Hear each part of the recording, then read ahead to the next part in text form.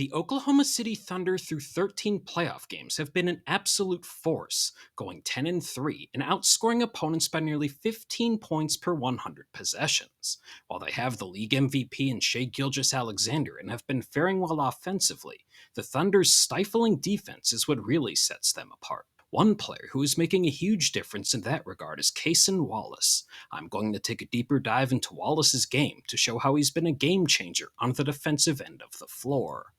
The 10th overall pick in the 2023 draft, Wallace has been a part of the Thunder's rotation from the very start of his rookie season. While he's shown to be dangerous as a spot-up shooter and can do some little things offensively, his calling card is on the defensive end of the floor.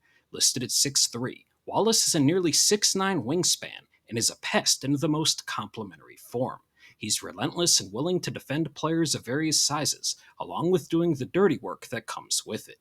According to the NBA's player tracking data, so far this postseason, opponents have shot just 37% when Wallace is the closest defender.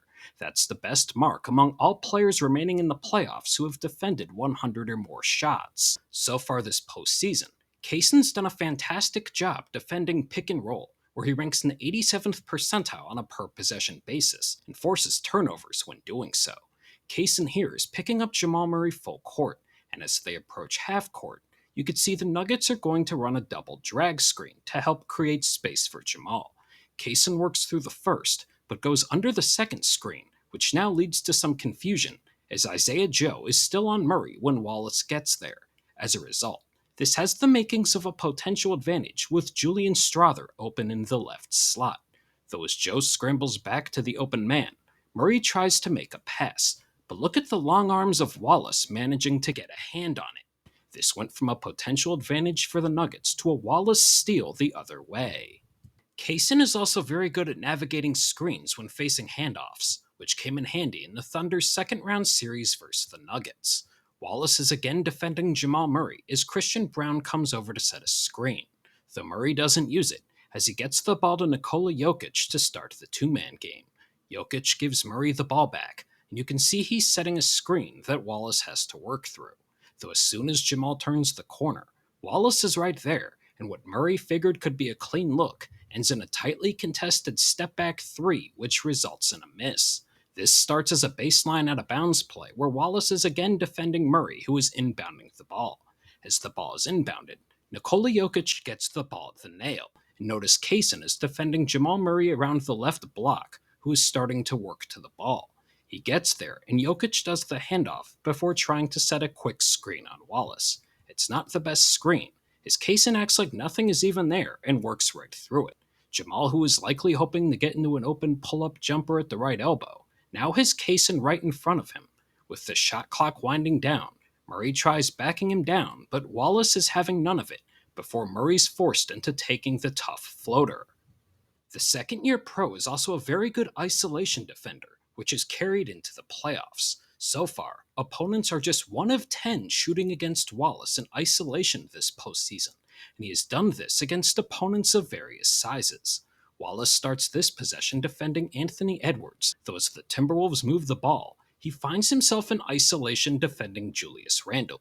Julius is known for playing bully ball, and with half a foot and 50 pounds on Wallace, you can expect that's what he's trying to do here. Randle gets downhill, but Wallace is on his hip, and this also gave Chet Holmgren time to rotate to try and alter the shot. That would have already been beneficial, but Wallace uses his quick hands before Randle can fully get into his shot to deflect the ball out of bounds. Here Wallace is defending Anthony Edwards, and the young star is trying to get into an isolation possession here, though as he works his way downhill, Cason gives him little room to operate. As a result, Edwards tries posting him up. Though against a Thunder defense that capitalizes on turnovers, this can be dangerous.